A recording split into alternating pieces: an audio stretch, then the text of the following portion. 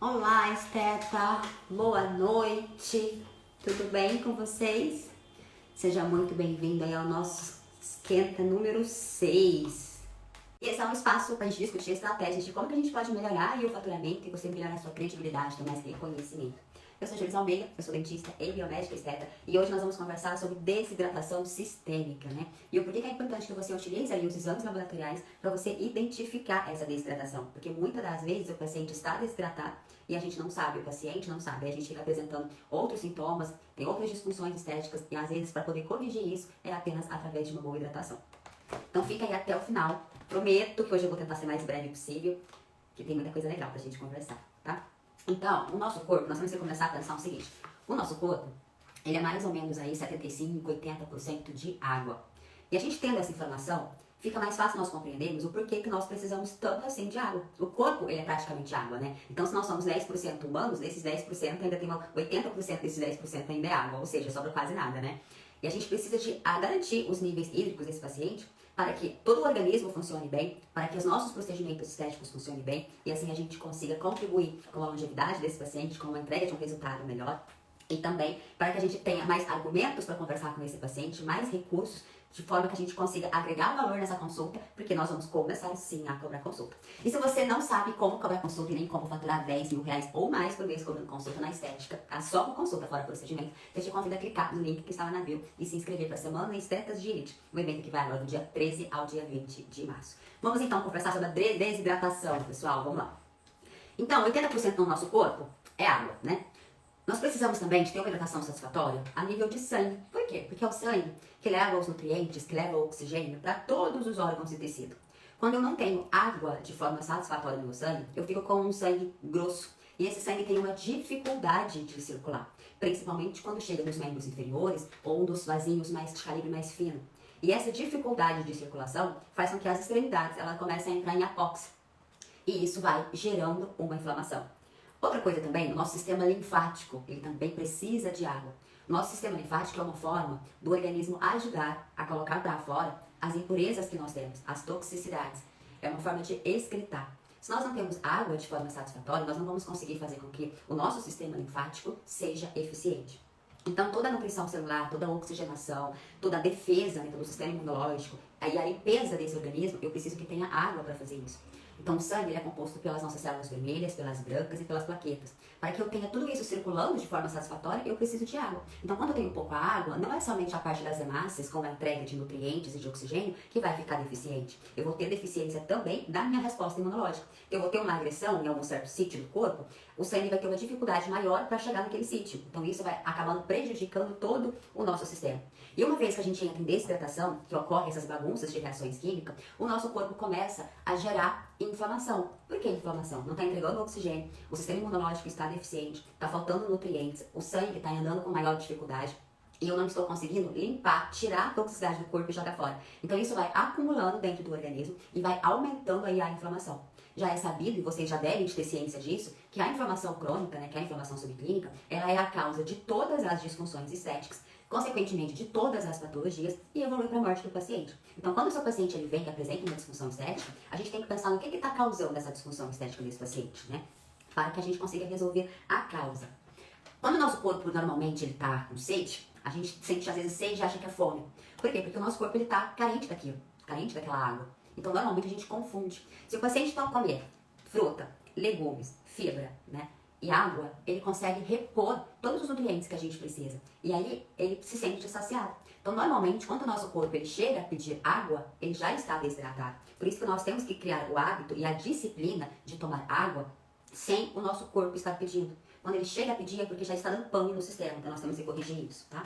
De uma forma geral, para ficar assim mais didático, vamos pensar assim, que o nosso corpo, nós temos dois oceanos nele. Um oceano que fica intracelular e um outro oceano que fica extracelular. Esses dois oceanos, eles precisam estar em equilíbrio. Então, quem cuida do oceano externo é a minha concentração de sódio. Quem cuida do meu oceano interno, quem cuida da minha água dentro da minha célula, é o meu potássio. Quando eu tenho desequilíbrio desses íons, eu acabo bagunçando a concentração de água do meio externo com o meio interno. E tanto a água em excesso quanto a água em falha, em quantidade menor, faz com que as funções metabólicas daquela célula não sejam eficientes. Aí esse paciente, ele começa a apresentar sintomas como o edema. Por que isso, edema? Aí a pessoa pensa assim, ai, mas eu tô retendo líquido, não posso tomar líquido. Não, ele tá retendo líquido porque ele tá nesse desequilíbrio desses eletrólitos. Ele está acumulando toxicidades do organismo por causa de falta de água. É a água que ajuda a jogar fora, pelo xixi, pelas fezes, pelo suor, pelas glândulas linfáticas, enfim, a água está presente em tudo. Se nós não temos água, esse sistema de drenagem para jogar para fora fica deficiente. Então o paciente começa a acumular essa toxicidade dentro dele. Então, por mais que tenha pouca água, o que o organismo faz? Retém aquela água para diluir ali, tá? O outro fator interessante também em relação à água é que nós precisamos de ter esse equilíbrio de água dentro da célula e fora da célula. Quando a gente começa a ter uma desidratação, atrapalha essa entrada e essa saída, isso dificulta. Então, o organismo, na forma de conseguir equilibrar a entrada de água dentro da célula, precisa aumentar a pressão arterial para conseguir chegar mais água nos tecidos celulares. Então, o paciente começa a vir a desenvolver aumento de pH. Aumento de pH, junto com uma inflamação crônica que o paciente já está apresentando, aumenta ainda mais a inflamação. Se aumenta a inflamação, aumenta os resíduos metabólicos, consequentemente, aumenta o edema. Se o paciente está muito inflamado, eu vou ter uma inflamação também a nível dos vasos sanguíneos. Vasos sanguíneos inflamados, uma tendência maior de acumular placas de ateroma dentro dos vasos sanguíneos. Quanto maior a quantidade de placas, maior aumenta a pressão. Quanto mais a pressão está mais alta, mais a gente tem todo esse desencadeio de inflamações. Viu que nós começamos a falar de água e nós estamos novamente para a inflamação subclínica? Por que isso? Porque o corpo, gente, ele é interligado. Não dá pra gente pensar em uma forma isolada. A necessidade de nós entendermos todo esse raciocínio, tá? Quando o paciente tem aumento de pressão, fora o fato da gente ter essa inflamação, a gente aumenta a tendência desse paciente ter uma doença cardiovascular. E isso pode evoluir para a morte desse paciente. Então, só o fato de a gente conseguir tomar água de forma satisfatória já colabora para uma diminuição de pressão. Legal, né? Parece louco, parece controverso, mas é muito interessante isso. Outra coisa que nós também necessitamos da água é em relação à glicose. O nosso cérebro é o órgão que mais gasta glicose para ele poder trabalhar. E o nosso cérebro, ele não para. Ele trabalha dia e noite, incansavelmente. E aí, quando a gente tem pouca água, o meu volume do sangue diminui. Se esse volume sanguíneo diminui, a entrega de glicose no cérebro também diminui. Então esse paciente vai começar a apresentar enxaqueca, tontura, falta de concentração, visão turva. Por quê? Porque está faltando glicose no cérebro proveniente da água.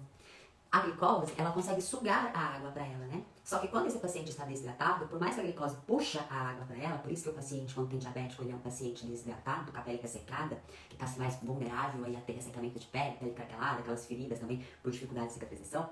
Essa glicose, ela puxa a água, mas o paciente não tem água para puxar, ela está puxando, quer dizer, ela está tirando de outro sítio, colocando nela, mas ainda é pouco. Por quê? Porque ela não consegue chegar no cérebro de forma satisfatória. Ah, Júlia, e por que eu preciso saber disso tudo? Para orientar o seu paciente, para conversar com o seu paciente, para saber o porquê que o seu paciente às vezes está inflamado, o porquê às vezes que a pele não consegue melhorar a hidratação, o porquê que esse paciente está tendo cada vez mais flacidez. O ácido hialurônico, gente, ele necessita de água. Se nós não temos hidratação, a nossa derme, ela fica pobre em água, consequentemente murcha aí o nosso ácido hialurônico, porque não tem água ali. Então esse paciente começa a ficar mais velho. Aí você está cuidando desse paciente, tentando rejuvenescer esse paciente, e esse paciente não responde tão bem. Falta de quê? Falta de água. Nós temos na estética um aparelho que chama corneômetro, que é o que a gente afere, né? Quantidade de água e gordura da pele. Esse aparelhinho eu não acho ele muito eficiente, porque ele fala apenas a nível de pele, mas não fala a nível de sistema. E quem controla todas as reações metabólicas são o sistema, não é somente a pele. Então, às vezes, esse aparelhinho pode dar um falso positivo. O que é isso? O paciente pode apresentar uma hidratação satisfatória a nível desse aparelho e ele não está metabolicamente, internamente, a nível intracelular, hidratado. Então, para a gente poder verificar o nível de hidratação do paciente, eu gosto dos exames de sangue. Dentro deles, o hemograma. Dentro do hemograma, nós temos um analito, que é o hematócrito. Eu consigo verificar se a água desse paciente está satisfatória ou não. Quando eu tenho um hematócrito que está baixo, pode ser por dois fatores. Ou as minhas hemácias, elas estão menores, ou eu tenho poucas hemácias. E pode ser também para as duas coisas juntas, a diminuição das hemácias e a diminuição do tamanho das hemácias. Então o hematócrito está baixo nessa função. Agora, quando o hematócrito está alto, partindo do princípio de que o tamanho das hemácias estão em tamanho ideal, em tamanho satisfatório, isso significa que esse paciente está desidratado. Por que eu abri esse parêntese para falar do tamanho das hemácias? Se eu tenho hemácias macrocíticas, esse hematócrito também vai estar alto e talvez não seja por causa do excesso da falta de água, tá? Então nós temos que avaliar o tamanho dessas hemácias e a quantidade que deu aí o hematócrito. Hematócrito baixo, desidratação. Júlia, e aí? Qual é a quantidade ideal de água que esse paciente deve tomar? Essa é uma dúvida muito frequente. Se você for olhar aí nos grandes professores que nós temos aí, normalmente eles orientam a gente tomar de 25 a 35 ml por peso de água. Só que isso ainda é pouco. Tem um livro que eu li, eu inclusive até posso disponibilizar o nome dele pra vocês depois, que ele nos aconselha, eu acho que são, esqueci porque ele é inglês, avaliação, exames laboratoriais, alguma coisa assim, esqueci agora. E que ele orienta a gente a fazer o uso de água baseado na nossa quantidade de hemácia. E isso é totalmente legal e faz muito sentido. Então, se nós mulheres, nós temos aí mais ou menos 4,5, 4,6, 4,3, 4,8 de hemácias. O que é isso? 4 milhões e 600 mil, 500 mil, enfim. Eu, Júlia, por exemplo, o meu normal é mais ou menos 4,5, 4,6. Então, eu deveria tomar por dia 4,5 litros de água. Se você for tomar água baseada nas hemácias, é uma quantidade muito maior do que se você for tomar água baseada em peso.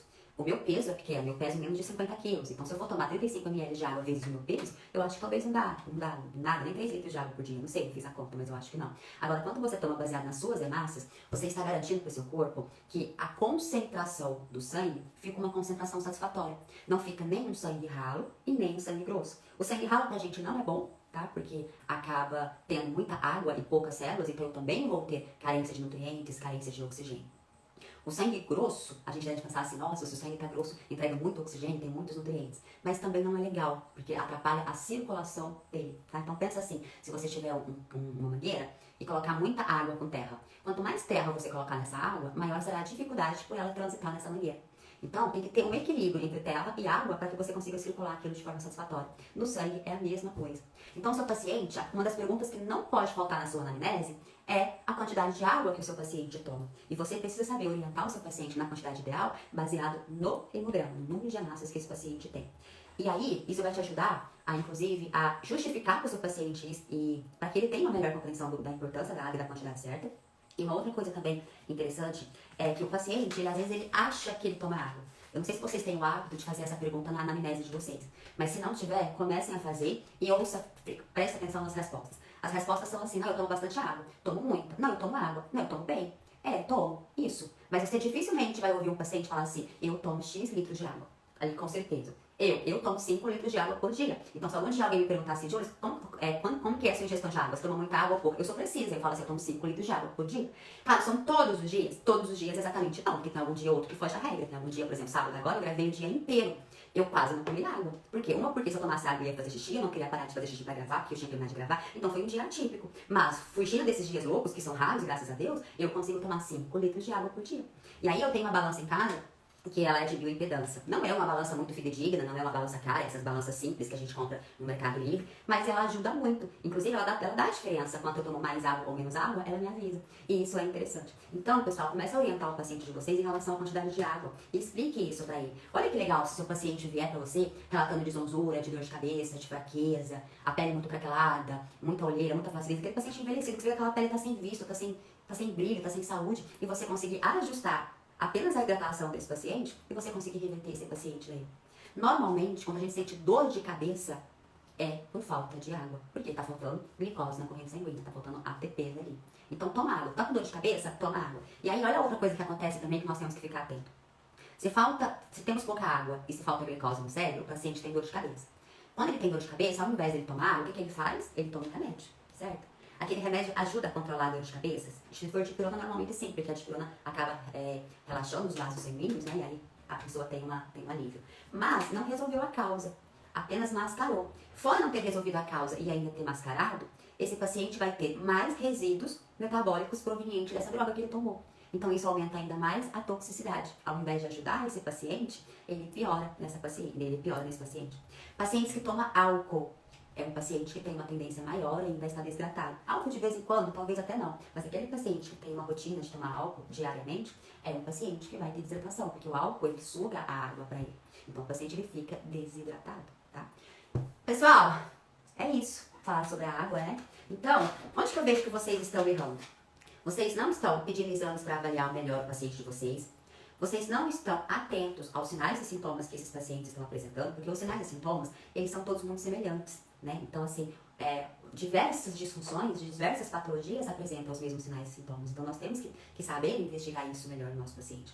Vocês estão também ignorando essa informação durante a anamnese, vocês normalmente, às vezes, não perguntam. E se pergunta, o paciente responde assim, eu tomo 1 litro, eu tomo 2, eu tomo 5, para vocês é a mesma coisa, não fez diferença nenhuma, você apenas perguntou, mas não tomou nenhuma conduta para ajudar em relação a isso. Fica atento também em pacientes que estão substituindo a água por refrigerante. Eu tenho pacientes que tomavam a Coca-Cola o dia inteiro, e água que é bom nada. Tomava litros de Coca-Cola, muitos litros de Coca-Cola por dia. E achava que estava repondo a sua água porque estava tomando Coca-Cola. E quando na verdade você estava apenas aumentando o açúcar no sangue, esse aumento de açúcar pega toda a água que tem ao redor, que a glicose suga, e esse paciente fica desidratado nas periferias, nas células. Então essa informação é importante para você orientar o seu paciente. E como que você pode aí, né, conquistar uma liberdade financeira a partir dessa informação? Não é somente essa informação, mas uma vez que você possui essa informação, entende todo esse ciclo, entende onde que a desidratação ela vai interferir, onde que ela vai afetar, onde que vai prejudicar o seu paciente, quais que são as disfunções estéticas que normalmente começam a estar associadas no início de uma desidratação, você consegue sim ajudar seu paciente, orientar o seu paciente, reverter essa situação. E uma vez que você tem a solução para o problema, é por direito seu e dever você cobrar essa consulta.